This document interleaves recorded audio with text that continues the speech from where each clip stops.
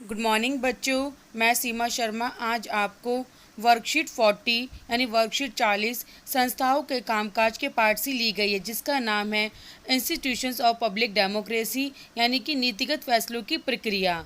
यह आपकी सामाजिक विज्ञान सोशल साइंस की बुक लोकतांत्रिक राजनीति वाली किताब से पार्ट 5 संस्थाओं के कामकाज से ली गई वर्कशीट के बारे में आज हम पढ़ेंगे। आज की वर्कशीट में हमें केंद्र सरकार किसे कहते हैं यानी कि सेंट्रल गवर्नमेंट किसे कहा जाता है, और हमारे देश में ऐसी कौन कौन सी संस्थाएं यानी इंस्टीट्यूशंस हैं जो कि हमारी सेंट्रल गवर्नमेंट को इम्पोर्टेंट डिसीजन लेने में हेल्प करती हैं। जैसे कि वो इंस्टीट्यूशंस हैं हमारी पार्लियामेंट, एग्जीक्यूटिव, जुडिशरी यानी संसद, हमारी कार्यपालिका, विधायिका और न्यायपालिका के बारे में पढ़ेंगे। और हमें इन पॉलिटिकल इंस्टीट्यूशंस की आवश्यकता क्यों है और कौन कौन सी ऐसी इंस्टीट्यूशंस की मेन हेड है जो ये डिसीजन लेती हैं। इसके बाद में हमें लोकसभा और राज्यसभा में थोड़ा सा अंतर स्पष्ट करते हुए लास्ट में हम क्वेश्चन आंसर्स पे डिस्कशन करेंगे। आइए चलिए देखते हैं आज का सबसे पहला टॉपिक कौन सा है। सबसे पहले टॉपिक में आज हमें बताया गया है कि सेंट्रल गवर्नमेंट किसे कहा जाता है।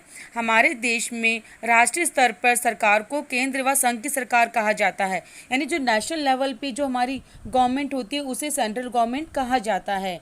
और केंद्र सरकार के महत्वपूर्ण फैसले लेने में कुछ संस्थाएं हैं, इंस्टीट्यूशंस हैं जो सेंट्रल गवर्नमेंट को इम्पॉर्टेंट डिसीजन लेने में हेल्प करती हैं। जैसा है पार्लियामेंट, जिसे हमें लेजिस्लेटिव यानी विधायिका भी कहा जाता है। आप जानते हो संसद वो इस कमेटी या वो संस्था होती है जिसमें पूरे देश के लिए कानून बनाते हैं, और ये कानून कौन बनाता है? हमारे नेता लोग बनाते हैं। उसके बाद है कार्यपालिका, जो कि इस कानून को हमारे देश में लागू करती है। एग्जीक्यूटिव यानी देश में जो भी लॉ बनते हैं उनको इन्फॉर्मेंसमेंट करती है, यानी लागू करने में हेल्प करती है। उसके बाद है जुडिशरी यानी कि न्यायपालिका, जो कार्यपालिका के द्वारा लागू किए गए कानूनों को नहीं मानते हैं, जो उनको फॉलो नहीं करते, उनको जुडिशरी यानी कि न्यायपालिका क्या करती है? पनिशमेंट देती है या उनको फाइन लगाती है। इस प्रकार हमारे देश में पार्लियामेंट, एग्जीक्यूटिव और जुडिशरी मेन इंस्टीट्यूशंस हैं जो देश में कानून बनाती हैं, कानून को लागू करती हैं और उनको कानून का पालन करने के लिए हेल्प करती हैं। लेकिन हमें इनकी आवश्यकता क्यों है? इन पॉलिटिकल इंस्टीट्यूशन की आवश्यकता क्यों पड़ती है? आइए चलिए देखते हैं इसके बारे में। हमें इन पॉलिटिकल इंस्टीट्यूशंस यानी कि राजनीतिक संस्थाओं की आवश्यकता इसलिए पड़ती है क्योंकि ये हमारे सिटीजन्स को सिक्योरिटी देते हैं, हमें एजुकेशन देते हैं, हेल्थ फैसिलिटी जो भी हमें प्रोवाइड करवानी होती है वो इनकी जिम्मेदारी होती है। ये कैसे करते हैं? हमारे द्वारा दिए गए टैक्स के द्वारा। ये हमारी आर्मी को, हमारी पुलिस फोर्स पर खर्च करती है इन पैसों को, और यहाँ तक कि हमारे जहाँ रोड बन रहे हैं, ब्रिज बन रहे हैं, इन सब के डेवलपमेंट कार्यों में ये खर्च करती है। इस तरह ये पॉलिटिकल पार्टी जो उन पैसों का यूज़ करती ताकि देश में सही तरीके से काम हो सके, इसीलिए हमें इनकी ज़रूरत पड़ती है। आइए चलिए देखते हैं इन इंस्टीट्यूशंस की डिसीजन लेने में कौन कौन से मेन अधिकारी हैं, कौन कौन से ऐसे लोग हैं जो मेन रोल अदा करते हैं। फर्स्ट है राष्ट्रपति, यानी जो देश का सबसे पहला नागरिक कौन है, जो हमारे देश की पूरी पहचान होता है, वह है हमारा राष्ट्रपति यानी कि प्रेसिडेंट है, जिससे हमारे देश की पहचान बनती है। और ये औपचारिक यानी कि ऑफिशियल रूप से देश का सबसे बड़ा अधिकारी होता है। उसके बाद है प्रधानमंत्री यानी कि प्राइम मिनिस्टर। कौन है इस समय हमारे देश के प्रधानमंत्री?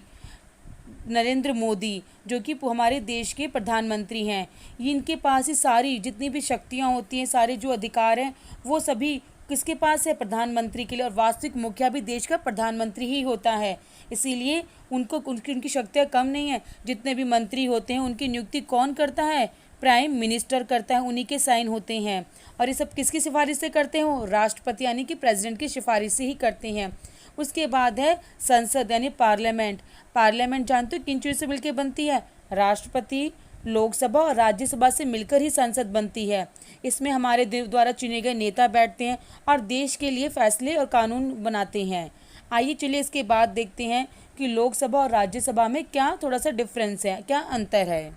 सबसे पहला डिफरेंस यह है कि कोई भी कानून पास करने के लिए या बनाने के लिए दोनों ही हाउसेस की ज़रूरत होती हैं, लोकसभा और राज्यसभा की ज़रूरत होती है। यदि लोकसभा और राज्यसभा की किसी भी कानून पे कोई अगर विचार नहीं मिलते हैं तो प्रेफरेंस किसको दी जाएगी? लोकसभा को दी जाएगी। उसके बाद है कि पैसों से संबंधी मनी बिल से संबंधी कोई भी अगर बजट पास होता है लोकसभा द्वारा तो राज्यसभा में जाएगा तो सही, लेकिन राज्यसभा जो 14 दिन तक ही उसे अपने पास रख सकती है, उसके बाद वो वापस लोकसभा को भेज सकती है, चाहे राज्यसभा को वो बिल पास पसंद हो या ना हो। उसके बाद है कि लोकसभा जो होती है वो हमारी जितने भी मंत्री परिषद है, जो हमारी काउंसिल है, उसे कंट्रोल करती है। और लोकसभा का हेड कौन होता है? हमारे प्राइम मिनिस्टर होता है, जो कि हमारी पूरी जीती हुई पार्टी का नेता होता है।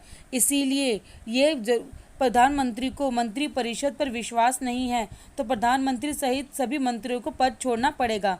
यदि लोकसभा में आधे सदस्य कह देते हैं कि उन्हें मंत्री परिषद पर विश्वास नहीं है तो हमारे प्राइम मिनिस्टर को क्या देना पड़ेगा? उन्हें अपने पोस्ट से रिजाइन करना पड़ेगा।